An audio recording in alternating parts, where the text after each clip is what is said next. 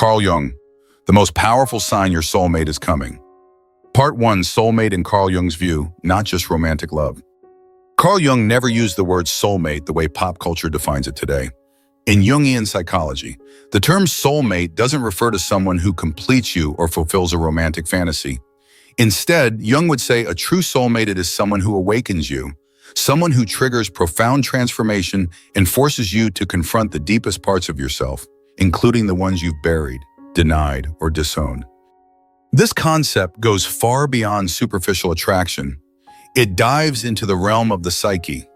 In Jung's framework, the idea of the soulmate connects intimately with the anima, and animus, the unconscious feminine and masculine aspects within every individual. For Jung, these inner archetypes project themselves outward onto the people we fall in love with. When someone seems eerily familiar, magnetic, or unexplainably significant, it's often because they are reflecting something from our unconscious back at us. Jung believed the people we are most drawn to, especially in a romantic context, are rarely random. They serve as mirrors, and often, these mirrors show us parts of ourselves we aren't ready to accept. The anima and animus as internal soulmates. Let's break this down. In every man, Jung theorized, there exists an unconscious feminine element, the anima. And in every woman, there's an unconscious masculine aspect, the animus. These aren't about gender or sexuality, they're psychic energies. The anima is associated with emotion, creativity, intuition, and the inner world. The animus is tied to logic, drive, and external action. What happens when we meet someone who seems to complete us? From Jung's lens, that person may be embodying our anima or animus projection. We aren't just falling in love with them, we're falling in love with a part of ourselves we've long neglected. The most powerful soulmate connection, therefore, isn't someone who makes us feel whole because they have what we lack. It's someone who activates the unconscious, forcing us to reintegrate the split-off pieces of our inner being. This is what Jung meant when he said the meeting of two personalities is like the contact of two chemical substances if there is any reaction. Both are transformed. Soulmate encounters as catalysts for individuation. Jung's concept of individuation, the lifelong process of becoming the person you're meant to be, is central to understanding the role of a soulmate. A true soulmate doesn't just bring you comfort, they disturb your ego. They break the script you've been living and challenge your identity. Often, this is not a painless experience. A soulmate might show up in your life and throw everything into chaos. You may feel like your world is being dismantled, but that's not destruction, it's initiation. It's the beginning of the individuation process, where your ego must relinquish control and allow the unconscious to emerge. In this way, soulmate connections can feel like both a blessing and a curse. They can be ecstatic and devastating, because they're not here to soothe you, they're here to evolve you. Jung emphasized that before one can truly meet their soulmate, they must first come into right relationship with themselves. That includes confronting the shadow, the parts of the psyche we repress, fear, or despise, and it means acknowledging the projections we place on others. So, if someone walks into your life and triggers powerful emotions, especially if they stir up old wounds, irrational desires, or spiritual longing, they may very well be a soulmate. But their purpose is not to save you. Their presence is meant to awaken you.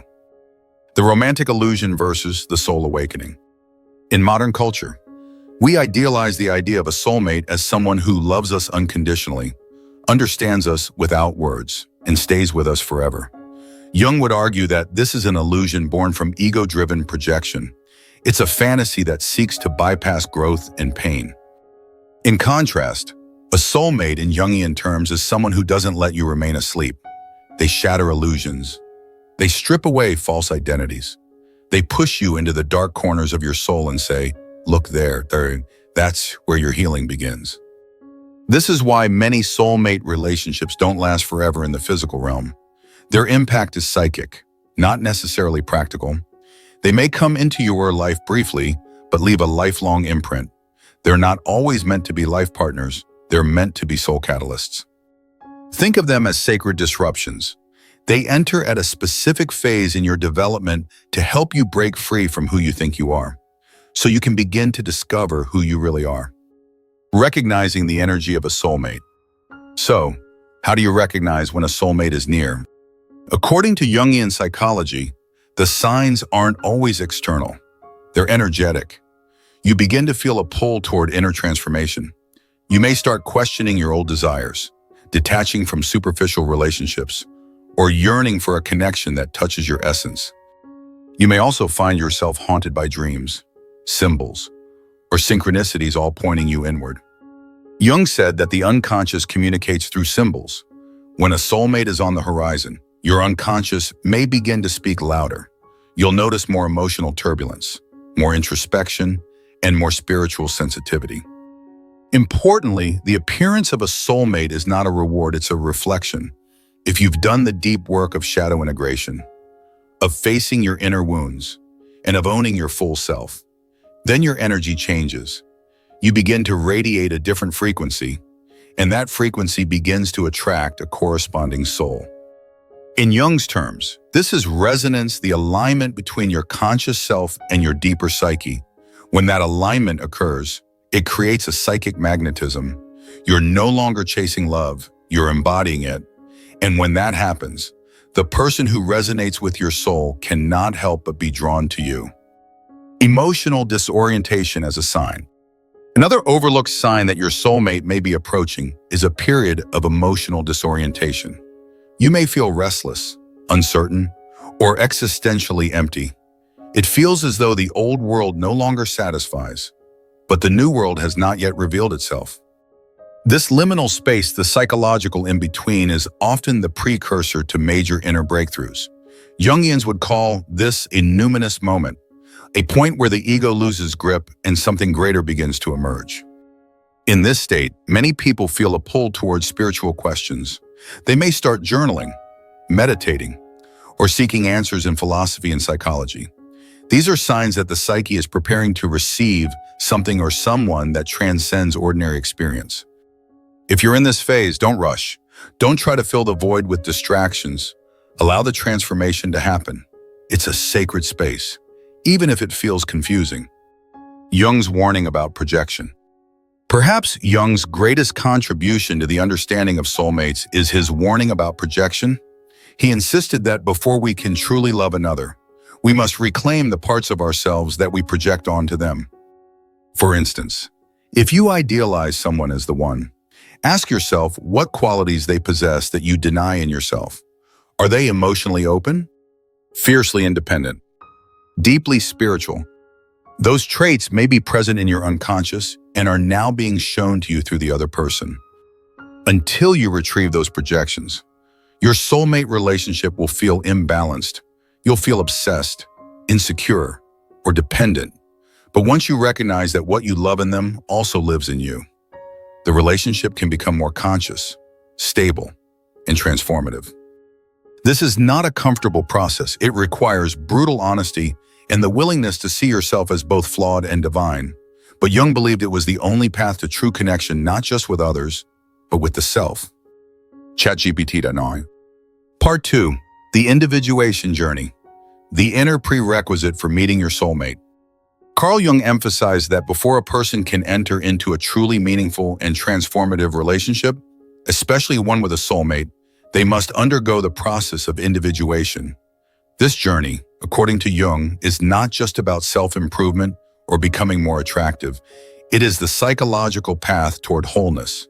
It requires an individual to come into full awareness and integration of their conscious ego, unconscious shadow, animus, and true self. Without individuation, what most people call love is often just projection, a distorted mirror reflecting unmet needs, unhealed wounds, or fantasies onto someone else. That's why Jung said the people we're most magnetically attracted to tend to stir something buried within us.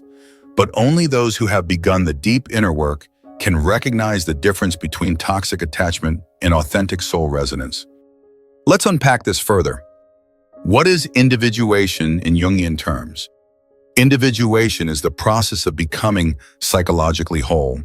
It is the integration of all aspects of the self, the conscious and unconscious, the light and the dark, the masculine and the feminine, the rational and the intuitive. Most people operate from a fragmented self, dominated by the ego. The ego is our day-to-day identity, how we present ourselves to the world. It is conditioned by upbringing, culture, trauma, and survival instincts. But beneath the ego lies the vast unconscious, which contains the shadow repressed qualities, the anima or animus inner opposite, and the self, the archetype of wholeness.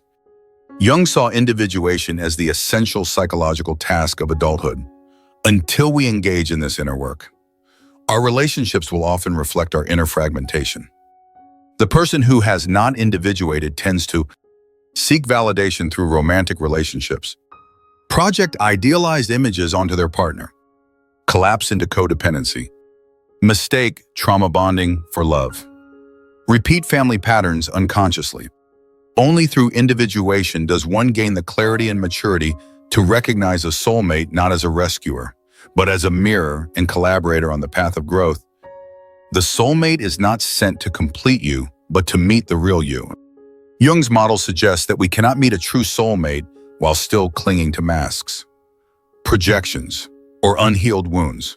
In fact, people who chase love without healing often find themselves in repetitive, emotionally exhausting dynamics.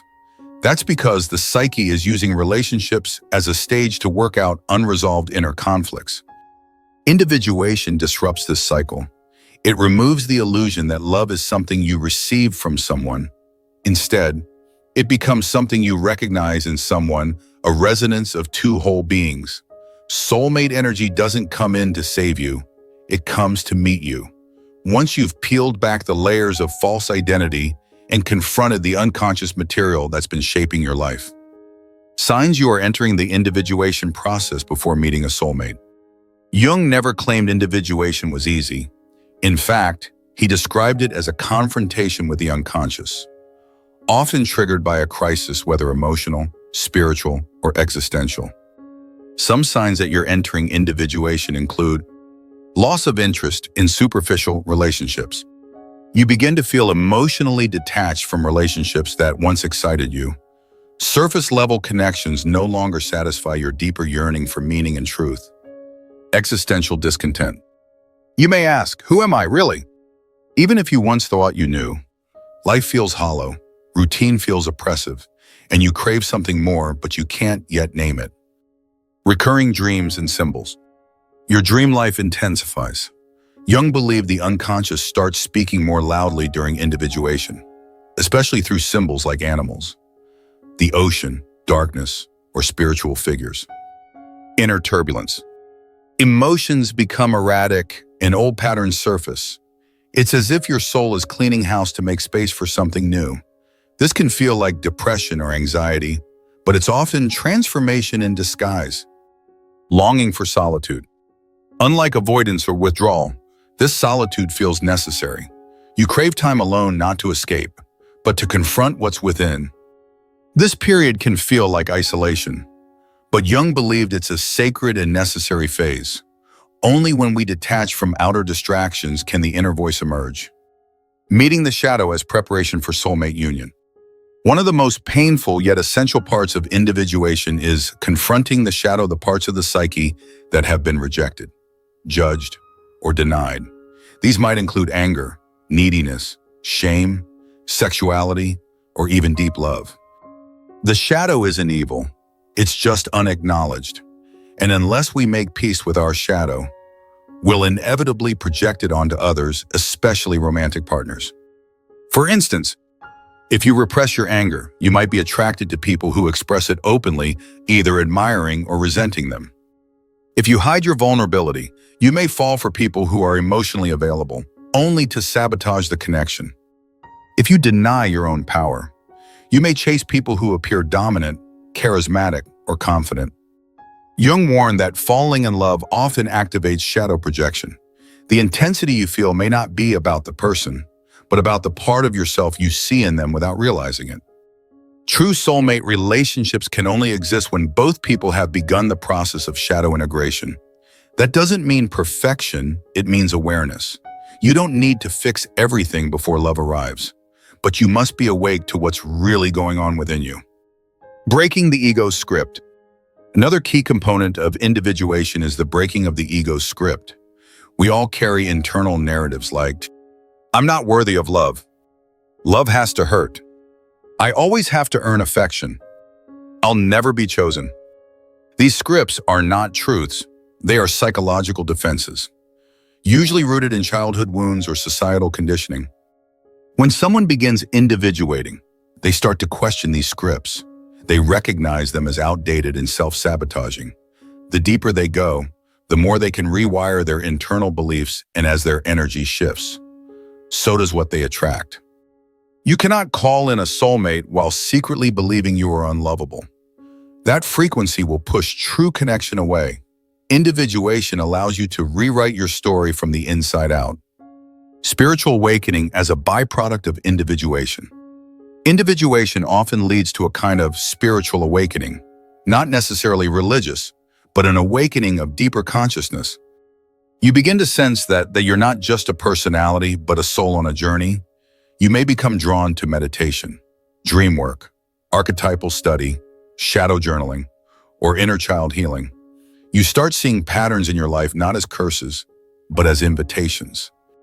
This spiritual sensitivity opens the door for soulmate energy to enter, not because you're performing rituals, but because you're living in alignment. You're not chasing love, you're embodying it. Jung believed that individuation made space for the self, the inner archetype of divine wholeness, to emerge. When the self is active in your psyche, you attract not from need, but from fullness. This is when the true soulmate connection becomes possible. The psychological death before the rebirth. Most people want the soulmate, but not the death. But Jungian psychology teaches that transformation requires ego death, the unraveling of who you thought you were. This may look like letting go of toxic relationships, facing truths you've avoided for years, losing a career, identity, or worldview, feeling like you don't recognize yourself. These aren't punishments, they're precursors. Before the soul can merge with another, it must first shed the layers that no longer serve its highest path. Jung once said, "There is no coming to consciousness without pain." This isn't meant to be discouraging, it's meant to prepare you. The soulmate connection is not for the faint-hearted, it's not a fairy tale, it's a revolution of the soul. Individuation is ongoing, not a destination. It's important to understand that individuation is a lifelong journey. There's no finish line. Even when you meet your soulmate, the work continues. In fact, a soulmate may activate even deeper layers of individuation. They may mirror things you didn't know were still unhealed. But if you've built a foundation of self-awareness, you'll navigate those moments consciously rather than reactively. You'll be able to say, I feel triggered, but I own my reaction. I see this part of me I hadn't noticed before. I'm scared, but I'm willing to sit with it instead of blaming you. This is the beauty of a relationship built on psychological wholeness. It becomes a crucible for transformation rather than a battlefield for projection. Part 3, confronting the shadow, the turning point before a soulmate arrives. One of the most critical phases in the individuation journey, and consequently, one of the most powerful prerequisites for attracting a soulmate, is confronting the shadow. In Jungian depth psychology, the shadow represents the unconscious aspects of our personality that we have rejected, suppressed, or denied. These are parts of the psyche that the ego has deemed unacceptable, shameful, too painful, or simply too uncomfortable to acknowledge. Carl Jung famously said, "Until you make the unconscious conscious, it will direct your life and you will call it fate." That unconscious material, especially the shadow, doesn't just influence our inner world. It manifests in our relationships, particularly in those with people we're magnetically drawn to. That's why many people meet a so-called soulmate and are suddenly thrown into emotional chaos.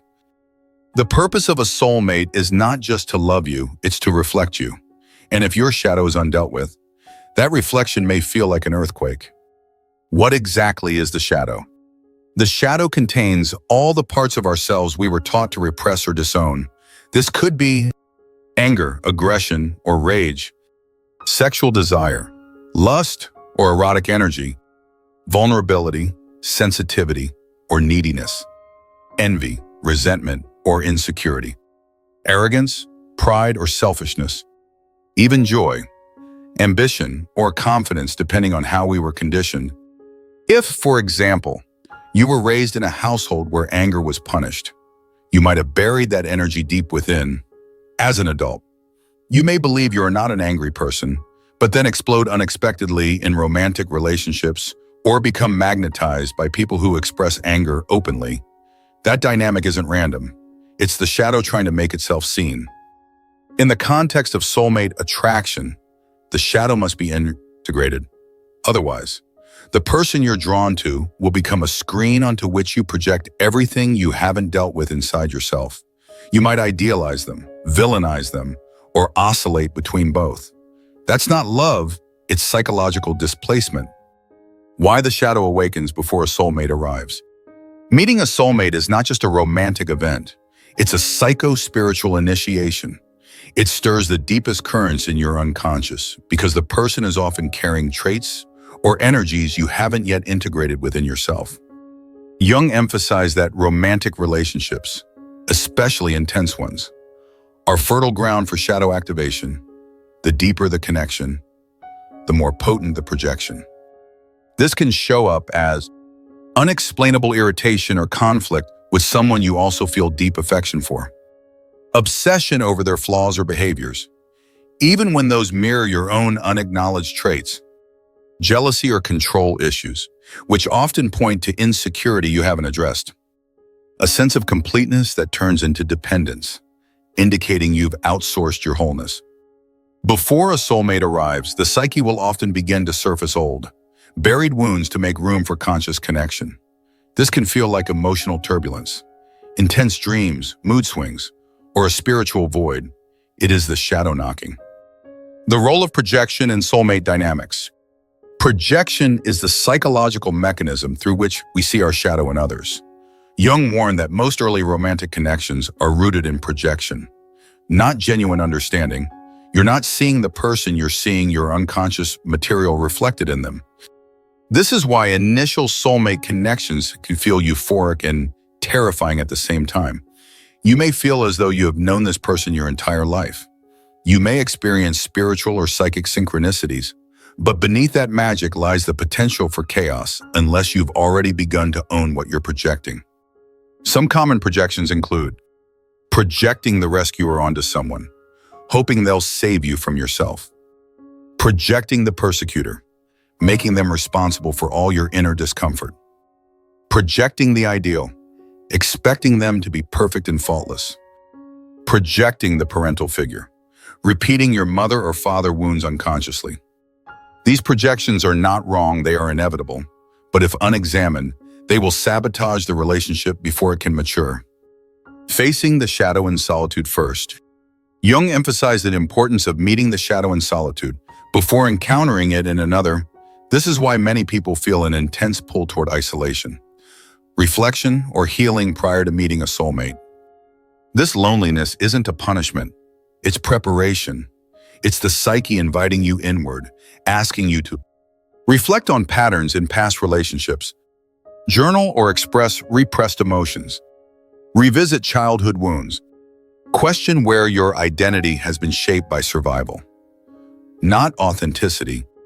The more you integrate your shadow alone, the less likely you are to unconsciously dump it onto someone else. And the more emotionally sovereign you become, the less needy your love becomes. That's the kind of energy a soulmate is drawn to, not desperation, but depth. The shadow and emotional triggers. Another way the shadow shows up is through emotional triggers. If someone triggers you deeply, especially in romantic or intimate settings, it's a sign that part of you has been activated, usually a part that hasn't been fully accepted. Instead of asking, "Why are they doing this to me?" Jung would encourage you to ask, "What part of me is being revealed here?" For example, if you feel rejected, is it because you carry a wound of abandonment? If you feel overly jealous, is it because you haven't made peace with your self-worth? If you feel suffocated, Is it because you have historically had to overgive to feel safe? Triggers are sacred invitations. They are doorways into shadow work. And doing that work before or during a soulmate connection is what transforms it from karmic entanglement into conscious union. The rebirth through shadow integration. Once the shadow begins to be integrated, the psyche goes through a kind of rebirth. You stop chasing relationships for validation and start choosing them from wholeness. You begin to see that love is not about fixing or completing anyone, it's about mirroring truth. This phase is characterized by emotional neutrality. Not apathy, you're not triggered by old wounds as easily. Stronger boundaries not as walls, but as containers for growth. Compassion for others and for yourself because you understand human complexity.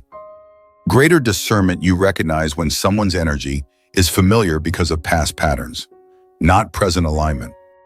The more you embody this state, the more magnetic you become, not in a seductive way, but in a soul-aligned way. Soulmate energy isn't attracted to drama, it's drawn to clarity. Shadow work as a daily practice. Contrary to popular belief, shadow work isn't something you do once.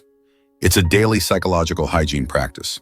It involves self-inquiry, asking what am I avoiding or denying, emotional processing, letting yourself feel without judgment, dream analysis, studying recurring symbols or images, inner dialogue, speaking to your inner child, inner critic, or repressed parts, creative expression, channeling shadow material through art, writing, or movement. Jung encouraged people to dialogue with their shadow, not destroy it. The goal is integration, not elimination. Every shadow trait has a gift. Anger becomes boundary setting. Envy becomes inspiration. Shame becomes vulnerability. Lust becomes creative life force. By owning these aspects, you no longer need others to carry them for you. That's when you stop looking for your soulmate to fix you and instead invite them to co-create with you. How the shadow distorts love without you realizing it. Many people are unaware of how deeply the shadow manipulates their love life. You may think you're making rational choices, but your unconscious wounds are actually steering the wheel. For example, you might repeatedly choose emotionally unavailable partners because intimacy feels threatening to your unhealed inner child. You might sabotage healthy relationships because your shadow believes love equals suffering. You might stay in toxic dynamics because you equate chaos with passion. Until the shadow is integrated, love remains a battlefield.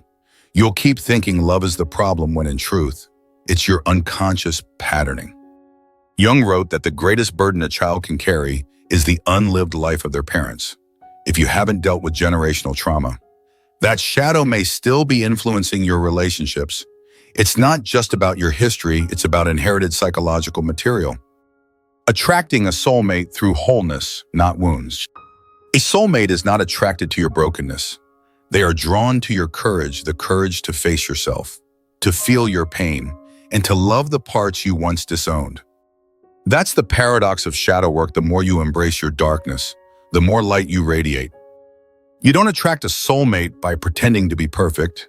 You attract them by being honest, raw, and awake. You speak the language of authenticity, and in a world addicted to illusion, that language is magnetic. You stop asking, when will they come? And start becoming the kind of person they can meet. Part 4, Prophetic Dreams. Jung's language of the unconscious before a soulmate appears. Carl Jung believed that the dream world was not just a random collection of thoughts, but rather the most direct communication from the unconscious. In his psychoanalytic framework, dreams serve as symbolic narratives crafted by the psyche to illuminate aspects of ourselves that remain hidden in our waking life. When it comes to romantic relationships, particularly soulmate connections, Jungian psychology holds that prophetic dreams often precede or accompany the arrival of someone deeply significant. These dreams don't come from fantasy or wishful thinking. They come from the self, the center of your entire psychological reality. Before you consciously meet a soulmate, your unconscious often knows. That knowledge reveals itself symbolically through images, archetypes, and emotional landscapes within dreams. If you're paying attention, your dream life can give you profound clues that someone important is coming. and even more importantly, whether you're internally ready for that connection. Jung's view, dreams as a compass for individuation. Dreams, in Jungian psychology, are compensatory. That means they balance out the conscious ego's perspective with deeper, unconscious truths. If your waking life is disconnected from your soul's needs, your dreams will often reflect what's missing. In the context of soulmate preparation, dreams serve several functions. They reveal internal readiness for union by showing whether your anima or animus is integrated. They highlight unresolved wounds that need healing before you can enter a mature relationship. They offer symbolic previews of future events, people, or feelings, what Jung called the numinous or the archetypal. They facilitate communication between the conscious ego and the greater self, allowing a psychic bridge to form. When soulmate energy is on the horizon, your dreams may intensify, take on a mystical tone, or even involve recurring figures. The unconscious is trying to speak to you in a language older and deeper than words. Common archetypal symbols in soulmate dreams. Archetypes, according to Jung, are universal psychic patterns that exist in the collective unconscious. They show up in myth, religion, and most powerfully in dreams. Certain symbols appear consistently across cultures when someone is about to undergo a deep inner transformation, like the arrival of a soulmate. Some of these symbols include: water represents the unconscious, emotional depth, and spiritual rebirth. Dreaming of oceans, rivers, or swimming often means you are entering a new emotional state. It can symbolize the washing away of old identity in preparation for union. Bridges or doorways crossing into a new realm, usually from ego-based identity into a deeper psychological space. If you dream of walking through a door or over a bridge, it may symbolize transition, especially into relational consciousness. Weddings or spiritual ceremonies represent the union of opposites, anima and animus.